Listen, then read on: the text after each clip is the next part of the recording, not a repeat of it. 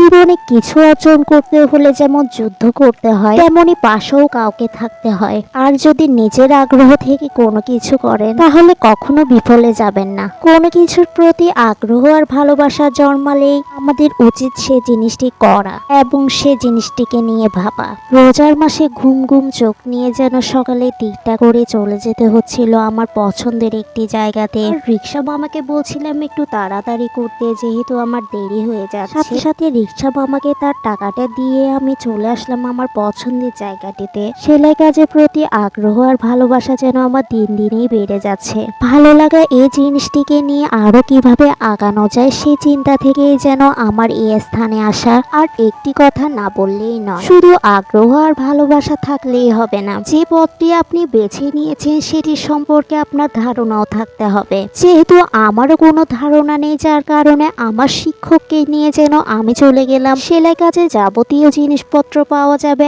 এমন একটি দোকানে। চট্টগ্রামে আন্দরকিল্লার মধ্যে কিন্তু আপনারা এই দোকানটি দেখতে পাবেন, যেটি বাটারফ্লাই নূর সেলাই মেশিন নামে পরিচিত। মূলত এটি পাইকারি দোকান হওয়াতে সেলাইয়ের যাবতীয় সকল জিনিসই যেন আপনি এখানেই পেয়ে যাবেন। অন্যান্য দোকান থেকে সেলাইয়ের সকল জিনিসপত্রের দামও যেন অনেকটা কম ছিল এই দোকানে। যেহেতু ম্যামই বলেছিল এই দোকান থেকে সব কিছু নিতে, যার কারণে দোকানের একটি কার্ডও নিয়ে নিলাম। যেহেতু আমরা একদমই নতুন, সেলাই মেশিন সম্পর্কে আমাদের কোনোই ধারণা নেই। এসব ক্ষেত্রে কিন্তু ম্যাডাম আমাদের অনেক হেল্প করেছে। যেহেতু সেলাইয়ের কাজ শেখা হচ্ছে, যার কারণে কিছু জিনিস না নিলেই নয়, যার কারণে আমার প্রয়োজন এমন অনেক কিছুই আমি যেন নিচ্ছিলাম। কাজ শেখার আগেই কিন্তু কিছু জিনিস আপনার হাতের কাছেই থাকতে হবে। রাবার থেকে শুরু করে মেশিনের তেল, তাছাড়াও আরো রয়েছে চক বক্রম থেকে শুরু করে সবকিছুই যেন। যেহেতু বারবার এসে সবকিছু নেওয়া সম্ভব না, যার কারণে সবকিছু একসাথেই নেওয়া হচ্ছিল। সেলাই কাজ শুরু করার আগে কি কি জিনিসপত্র প্রয়োজন হবে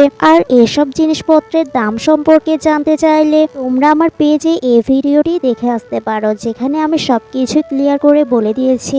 এদিকে কিন্তু একটি বিশেষ কারণে কিন্তু ম্যামের সাথে আমাদের দেখা করতে আসা আবার নতুন করে। আমরা 3 বান্ধবী মিলে সিদ্ধান্ত নিলাম ম্যামকে কিছু একটি উপহার দিব। যে ভাবা সেই কাজ, ম্যামকে উপহার দিতে যেন আমরা সবাই আজকে হাজির হলাম। যে মানুষটি এতদিন ধরে আমাদের সাথে ছিল, পাশে ছিল, তার থেকে বড় বিষয় হচ্ছে যে মানুষটি আমাদেরকে আপন করে নিল, আমাদের হাসি মুখে কাজ শিখিয়ে দিতেন আর আমাদের মাঝে মধ্যে শাসনও করতেন। সবকিছু মিলে যেন এই কিছুদিনে ম্যাম আমাদের ভালোবাসার জায়গাটা দখল করে নিয়েছেন। সবকিছু মিলে ম্যামকে ভালোবেসে যে আমরা সবাই মিলে উপহার দিতে পেরেছি, সেটাই অনেক ভালো লাগছিল সে সময়। আমি মনে করি কাউকে উপহার দেওয়া মানে এক টুকরো ভালোবাসা শেয়ার করা। ভালোবাসার জায়গা থেকেই কাউকে কিছু দিয়ে যেন খুশি করা, সেটাই যেন আমাদের মূল লক্ষ্য হয়ে থাকে। আমরা 3 বান্ধবী মিলে পছন্দ করে ম্যামকে এই শাড়িটি গিফট করেছি। তার থেকে বড় বিষয় হচ্ছে ম্যামেরও অনেক পছন্দ হয়েছিল। ম্যামকে অনেকদিন পর দেখেই যেন